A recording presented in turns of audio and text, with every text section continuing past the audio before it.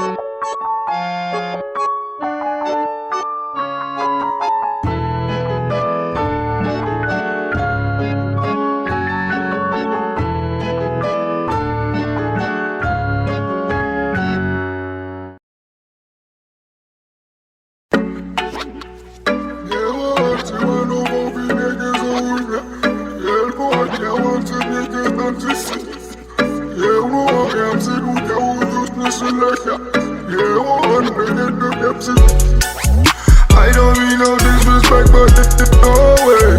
I can't listen to you, I do this my own way. This is not a game, no, I don't play. And you wasn't game before, so now it's no way. No way. No way. No way. Don't ask me for this, don't ask me for that. There's ice in the safe, get ice if you chat. I might flip my wrist, I might flip a stack.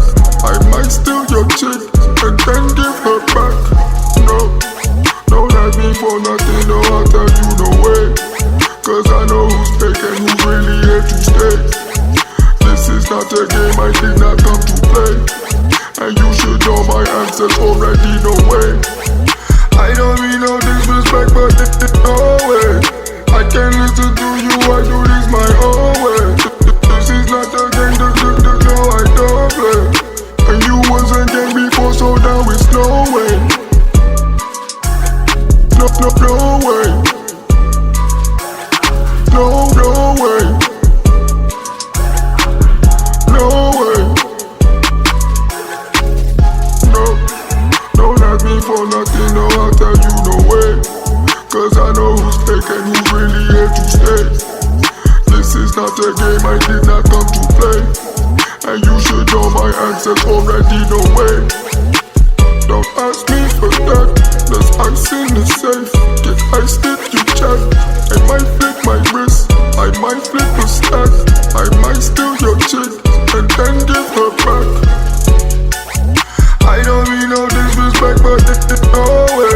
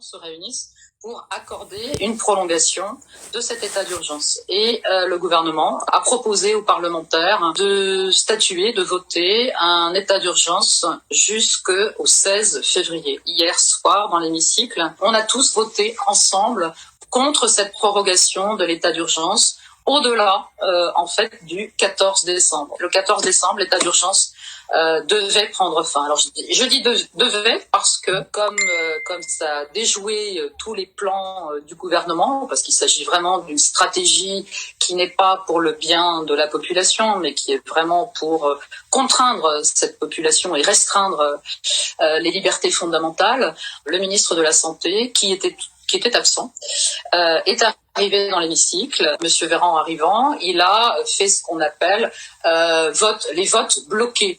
Donc, à partir du moment où il a dit ça, toute la discussion autour des amendements sur ce texte n'ont pas été suivies d'un vote. C'est là aussi quelque chose d'assez exceptionnel. Déjà qu'on est dans une procédure exceptionnelle, et là, d'empêcher les parlementaires de voter les amendements. Tout ce qui avait été voté hier soir, et ça aussi, c'est un droit de l'exécutif, ont été resoumis au vote. C'est-à-dire qu'il y a eu une nouvelle délibération sur, du coup, l'arrêt de l'état d'urgence. Nous avions réussi, l'ensemble des oppositions, à mettre fin à cet état d'urgence de façon prématurée. Également le confinement, puisque ce confinement, nous avions voté le fait que la prolongation de ce confinement devait nécessairement repasser devant le Parlement. Et tout cela a été balayé il y a quelques minutes, puisque je sors de l'hémicycle, à la demande du gouvernement. Il y a eu une deuxième délibération. Le gouvernement a profité de faire d'une pierre deux coups. Là, non seulement il y a un état d'urgence qui est prolongé jusqu'au 16 février, mais la sortie de l'état d'urgence est déjà ficelée jusqu'au 1er avril 2021, et on s'attend en janvier à discuter un texte qui sera de faire rentrer définitivement l'état d'urgence sanitaire dans le droit commun.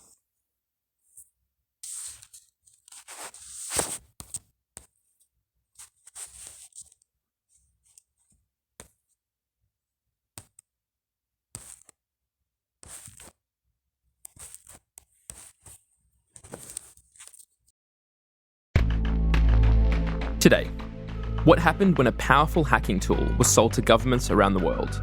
Part 1 of a major international investigation from The Guardian.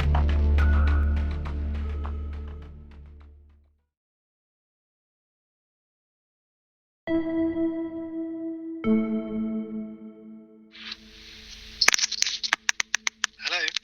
Hi. I can see that you're there, Steph is there.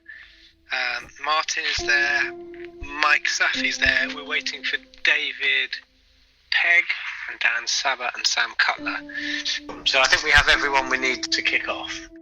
For the last 2 months, these were the only calls I had with my colleagues, with anyone really, where I felt like no one else could be on the line, listening in. I know that sounds paranoid, but lately I've come to see my phone as a kind of intruder, like something that follows me around all day, even while I sleep, watching, taking notes, sending them somewhere. Great. Okay, and then Mike Safi, last but not least. Yes. First thing is, of the two India stories, we are in a position to approach at least 2 people for forensics pretty imminently. So, when I had these conversations with my Guardian colleagues around the world, it wasn't on my phone. It was on a device I can't tell you about, using an app we're keeping secret, with accounts registered to code names. Like I said, paranoid. That's kind of how it's been over the past few months. Because for that whole time, The Guardian has been working with news organisations around the world, including Le Monde, Die Zeit, and The Washington Post, on a story that we think has implications for everybody. Today we publish the first reports from a major international investigation. It's about what happened when governments around the world got their hands on a digital weapon, spyware, from a company called NSO Group, that could hack virtually any mobile phone without leaving a trace. Or so they thought. Is this data set got a name? You know, like or is it the Pegasus Papers or something? I mean, does it have a name? The project is called the Pegasus Project. From The Guardian, I'm your new host, Michael Safi. Today in Focus, The Pegasus Project, Part 1, An Invitation to Paris.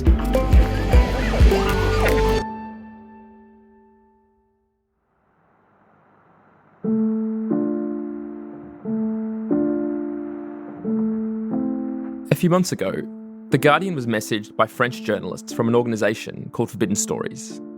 They said they had a story they wanted to discuss with us, but it couldn't be over the phone. Paul Lewis, head of Guardian Investigations, took the lead. We arranged to have a conversation over a secure platform, and they spoke with me and a couple of other colleagues at The Guardian. And you sort of know when someone's got a very good story because they are deliberately very vague and evasive. So there was very little they could tell us, but they gave us the broad contours. And the most important part, I think, of what they said was that they had a leak of data.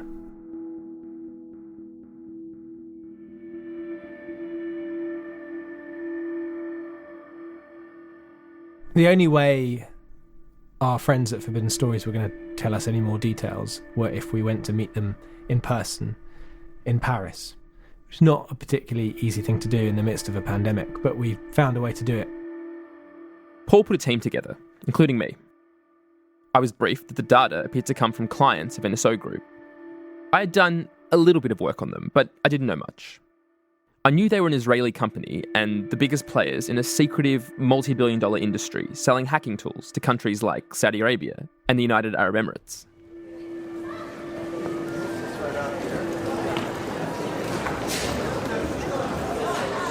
I flew in from Beirut. It was a weird time to be in Paris. Mostly we locked ourselves in our rooms.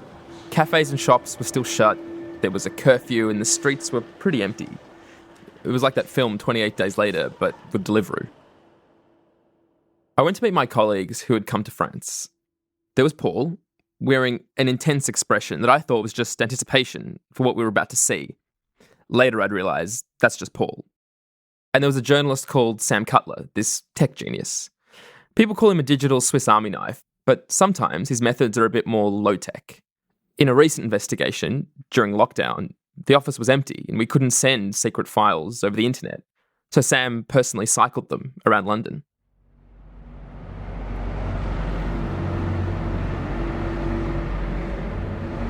So we went to the offices of Forbidden Stories. They offered us coffee, and then they told us to put our phones in a box.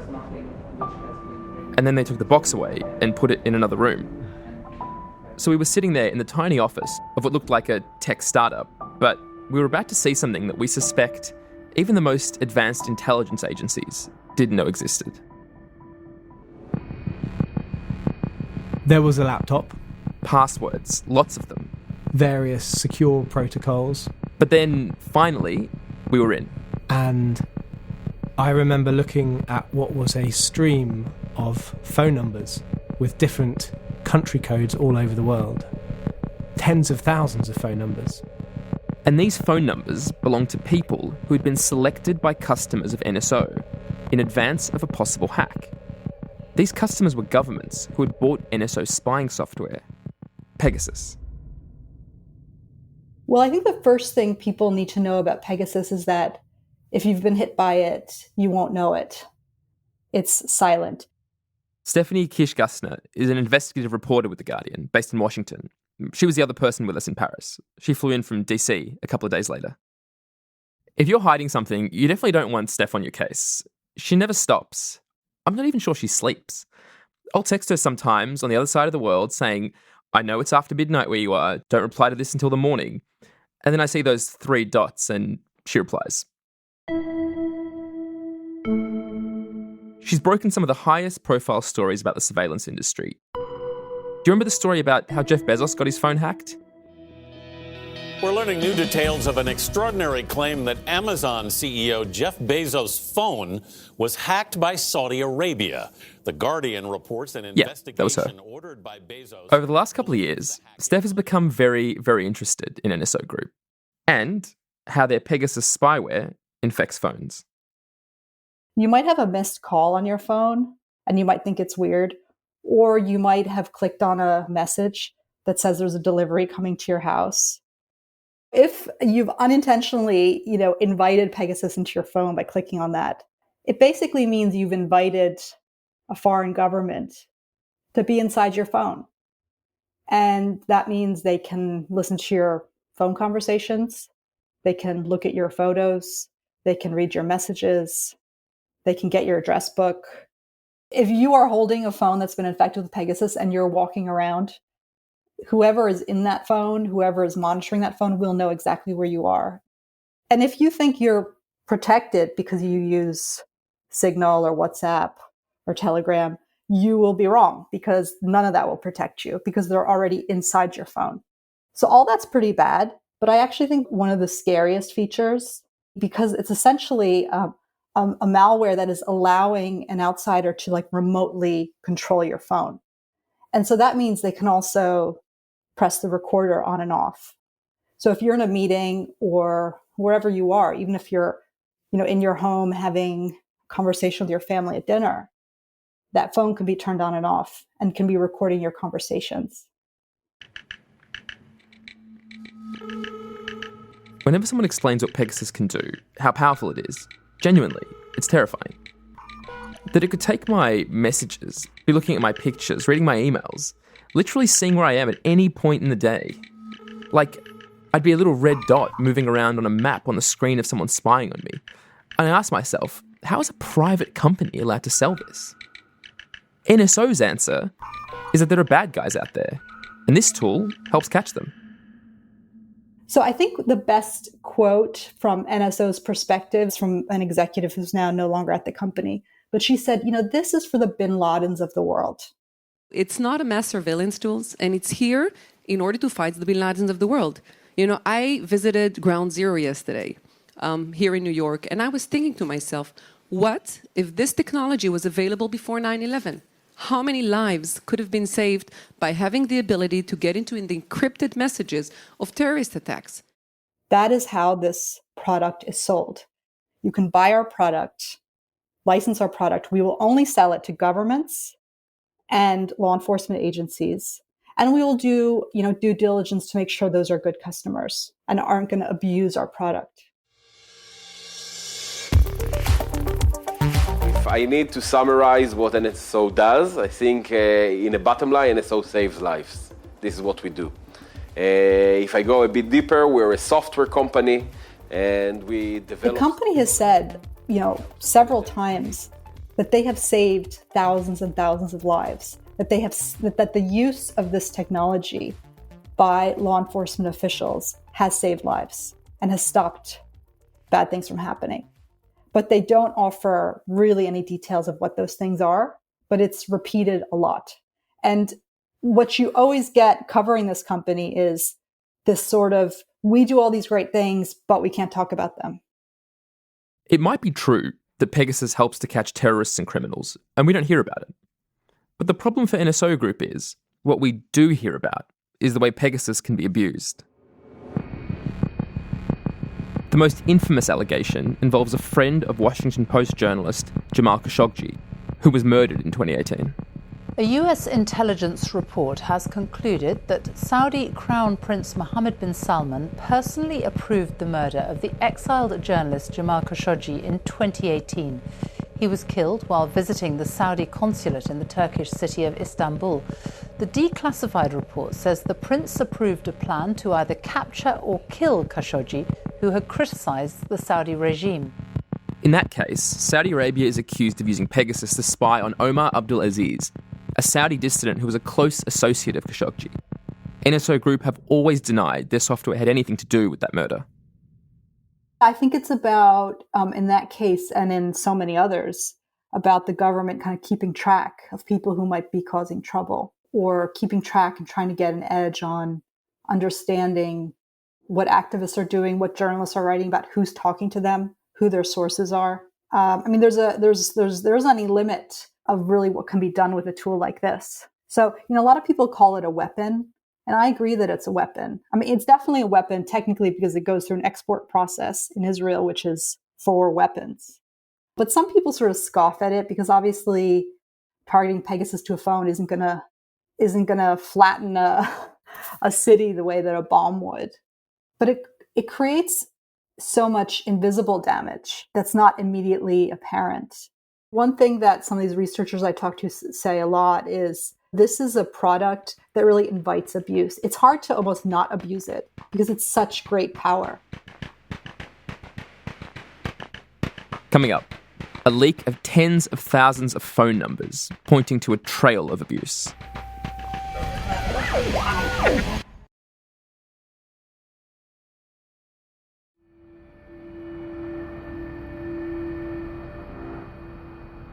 So we're back in Paris, and our Guardian team are crowded around that laptop screen, trying to absorb this huge leak, getting lost in this endless scroll of phone numbers. The difficult thing about phone numbers is they're just numbers, right? You don't have names attached to them. So my immediate thought was a massive body of work here is going to be finding out who are the people who owned these phones at the time. But luckily, our friends in Paris had already done a lot of that work, and so besides some of these phone numbers, there were names. Bear in mind that NSO has always said its technology is only used to target criminals and terrorists. We were seeing the names of human rights lawyers having confidential discussions with their clients. They were journalists, investigative reporters, holding governments to account. Journalists including Rula Khalaf, the editor of the Financial Times, and many others who worked at the New York Times, the Wall Street Journal, The Economist, Reuters, AP. We were seeing activists all over the world in Azerbaijan, in Kazakhstan, in Morocco. We were seeing the names of presidents, prime ministers, heads of state. I mean, it was staggering. To be clear, the numbers we were looking at were not people who had definitely been hacked. To confirm that, we'd have to do a lot more work. But it was a list of more than 50,000 phone numbers that since 2016 we believed had been selected as persons of interest by governments with access to Pegasus. It was unprecedented. Data of this kind had not been leaked before, certainly pertaining to the use of NSO Group's technology by governments around the world. We'd never seen on this scale. But also, if you think back to the major disclosures and revelations around surveillance over the years, even the most significant one that springs to mind, the disclosures by Edward Snowden, they were revealing, for the most part, the apparatus, the infrastructure that GCHQ and the NSA in the United States used to surveil populations. And so for the first time, here was a list of numbers which we felt confident would become names, which would become faces and people who you could relate to.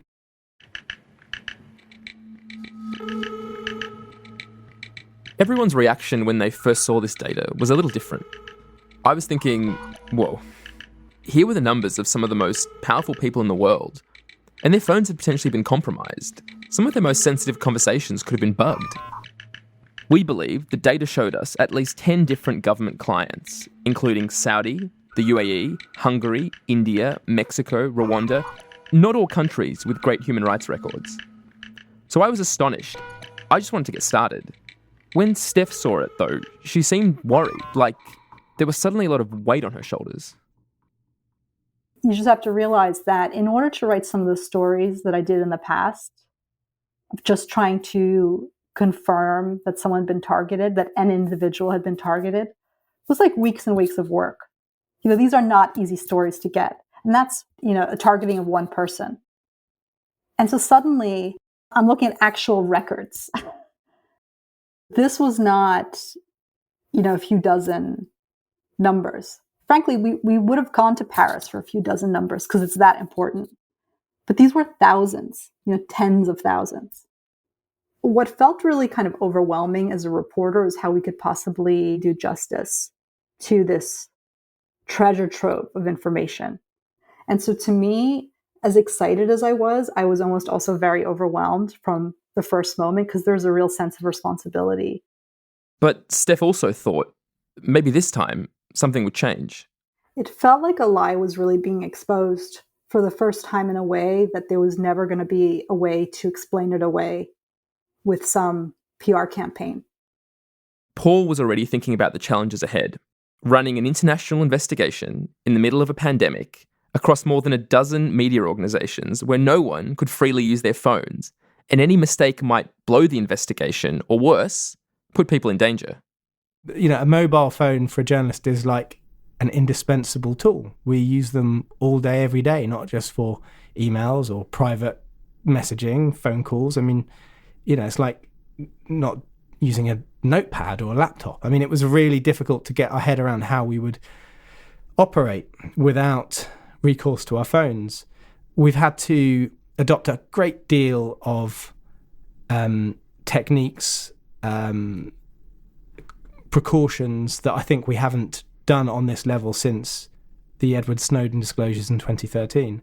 We've had to be much more careful. Because at every step of this investigation, there's always been the possibility that a foreign government with access to Pegasus could very easily, and without our knowledge, turn our phones on, activate the microphones. I mean, this sounds a bit fantastical, but it's what happened. And, you know, one sort of sobering moment for me was the realization that partners who were working with us on this project, fellow journalists who were working with us, talking to us on a regular basis, discovered infections of Pegasus on their phones. This wasn't a theoretical risk. It was a very real one. And so we had to significantly adjust everything we did. So that means, you know, things as basic as making sure that your phone is nowhere near you when you're talking to colleagues.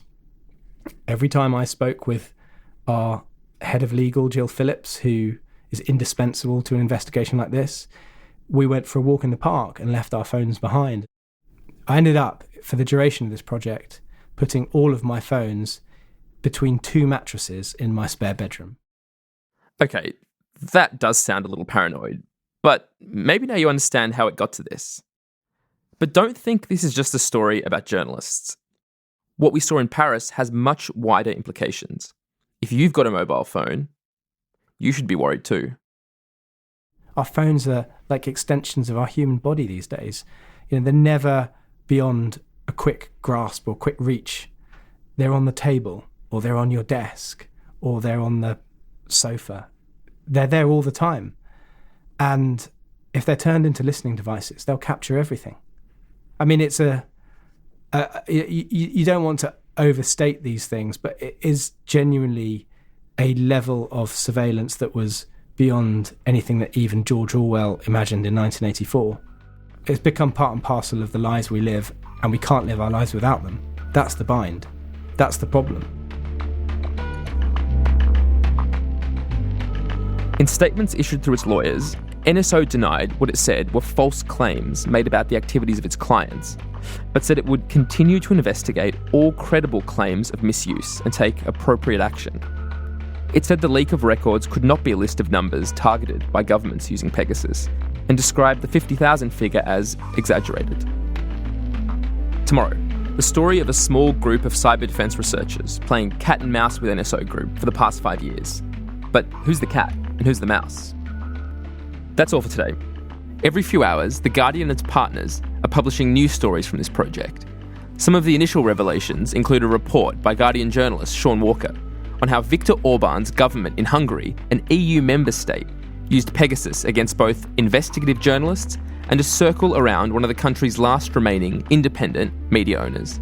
Plus, reaction from Edward Snowden, who we'll be hearing from on this podcast later this week.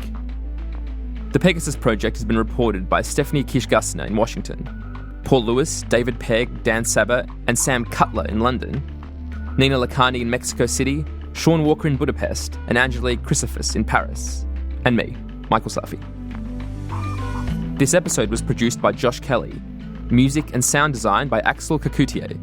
The executive producers are Phil Maynard and Nicole Jackson.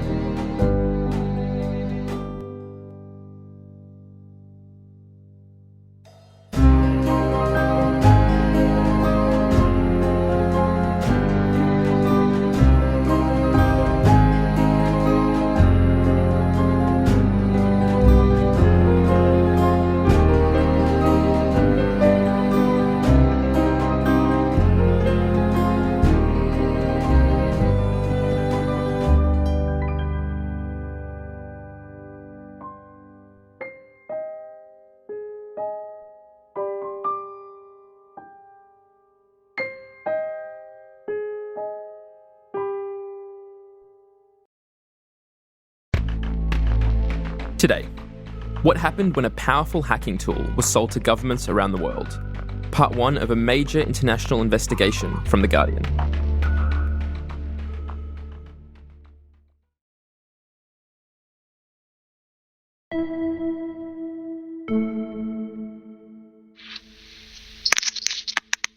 Hello? Hi. I can see that you're there, Steph Steph is there. Martin is there. Mike Safi's there. We're waiting for David Pegg and Dan Sabat and Sam Cutler. So I think we have everyone we need to kick off. For the last 2 months, these were the only calls I had with my colleagues, with anyone really, where I felt like no one else could be on the line, listening in. I know that sounds paranoid, but lately I've come to see my phone as a kind of intruder, like something that follows me around all day, even while I sleep, watching, taking notes, sending them somewhere. Great. Okay, and then Mike Safi, last but not least. Yes. First thing is, of the two India stories, we are in a position to approach at least 2 people for forensics pretty imminently. So when I had these conversations with my Guardian colleagues around the world, it wasn't on my phone. It was on a device I can't tell you about, using an app we're keeping secret, with accounts registered to code names. Like I said, paranoid. That's kind of how it's been over the past few months. Because for that whole time, The Guardian has been working with news organisations around the world, including Le Monde, Die Zeit, and The Washington Post, on a story that we think has implications for everybody. Today we publish the first reports from a major international investigation. It's about what happened when governments around the world got their hands on a digital weapon, spyware, from a company called NSO Group, that could hack virtually any mobile phone without leaving a trace. Or so they thought. Is this data set got a name? You know, like this, or is it the Pegasus Papers or something? I mean, does it have a name? The project is called the Pegasus Project. From The Guardian, I'm your new host, Michael Safi. Today in Focus, The Pegasus Project, Part 1, An Invitation to Paris.